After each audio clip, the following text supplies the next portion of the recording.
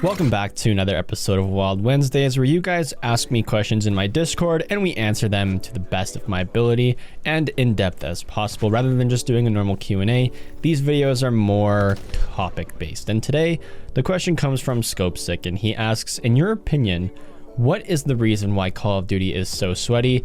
Is it the player base or is it skill based matchmaking? And I'm gonna hit you guys with a hot take here. There has always been tryhards in gaming, and there has always been tryhards in Call of Duty. What makes Call of Duty so filled with tryhards today is skill-based matchmaking.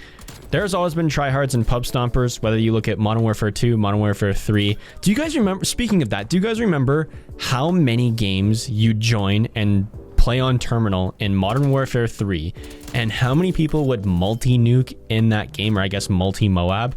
I've seen gameplays of people, and it's like a full team of 6. Like, they're spawn trapping the enemy team the entire time, and every single member of that team gets a Moab, and then they multi-Moab, and there's like 3 or 4 players that get like 2 to 3 Moabs in a single game.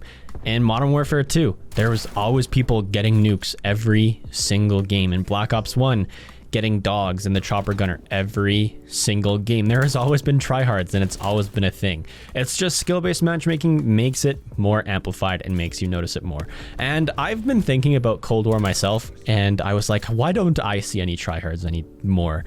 And the answer to that is quite literally, if you do not notice any tryhards in your Warzone game, in your Cold War game, in your Modern Warfare game, odds are you are the tryhard yourself. They're like 99% of the time, if you don't notice any tryhards, it's because you're the tryhard yourself. And if you aren't doing good, you're the 1% and you're just playing against bad players that are just as bad as you. So it's super easy to see that tryhards have always, like, I think everyone that has played Call of Duty since the dawn of time, you know that there's tryhards. It's just, I think with culture in gaming today, with skill-based matchmaking in Fortnite, Apex, coming up in Halo too, Call of Duty, Rainbow Six, all these games that have skill-based matchmaking, I think that is more putting a magnifying glass on tryhards, where in the old days, you used to be like, oh, there's a tryhard in our game, whatever, we don't think anything of it. But now that there's such a big talk and big focus point on SBMM and tryhards and fair play and stuff like that within games, the second someone's trying hard, or even they don't even have to be trying hard, they can just simply be good at the game. If someone has elevated skill at the game and is doing way better than everyone else, everyone will look at them and be like, oh, try hard, or oh, reverse boosting, hacking, skill-based matchmaking. It's just how like gaming in general has changed within the past little bit here. And at the end of the day, Call of Duty is a competitive game. You don't want to lose, you want to win. Who wants to play Call of Duty and die over and over and over again? And sure, even casual players don't want to die all the time. So when playing casually, you also just want to have fun and play the game. No one wants to have fun, and no one will have fun dying 30 times in a row and only getting 1 or 2 kills. So sometimes even casual players have to pick up the pace here. One thing that I think also Call of Duty specific wise that increases the tryhard and the sweatiness is disbanding of lobbies at the end of games. If you look back at old Call of Duties where you stayed in the same lobby once the game was over, if one team was doing really well, the other team could trash talk and come back and win or tie the series, and it could just be multiple games in a row of you and the other people in your lobby that doesn't disband going back and forth.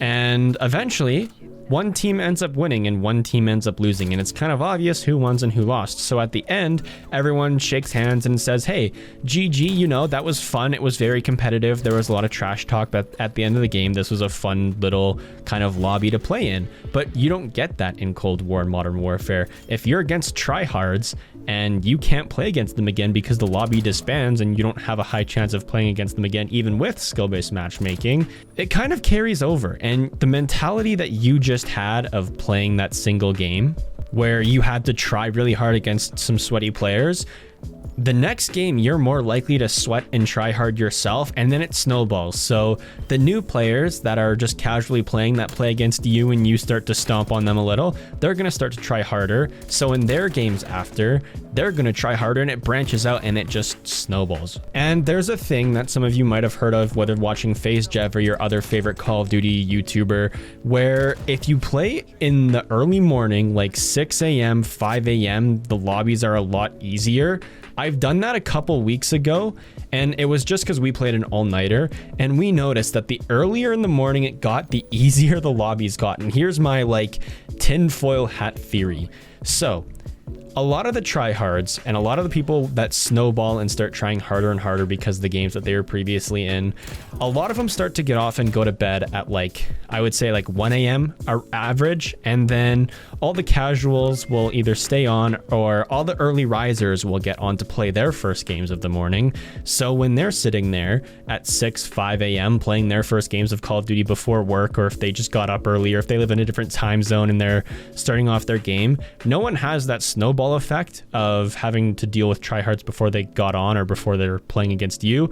So the games are just a lot more casual and a lot easier. That's my like tinfoil hat theory. I could be completely wrong, but it makes sense to me in how that works, and my whole snowball theory of once you play a tryhard, you tend to try hard yourself, and because you're trying hard, the others in your game try hard, and it branches out, and then every game that the lobby disbands after gets harder and harder. And I think one thing that I kind of hate to admit that is a big fuel for this fire of sweating and trying hard in Call of Duty is YouTube. There is so many people that want to post their gameplay on YouTube, but they have that thought in the back of their mind, and a thought that's just, I would say, communally shared through every Call of Duty player is no one wants to watch someone who sucks at Call of Duty play unless they have like a well-established audience, or they're funny, or they're entertaining.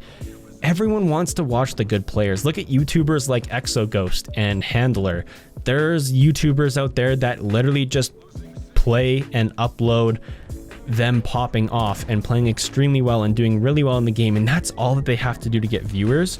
And I think a lot of people see that and think, hey, if I play good and if I record, I can also get lots of viewers. And that's why you'll see so many TTV and YouTube or live calling cards, because there's always TTV people in Call of Duty trying hard to look good for their audience and all that type of fun stuff.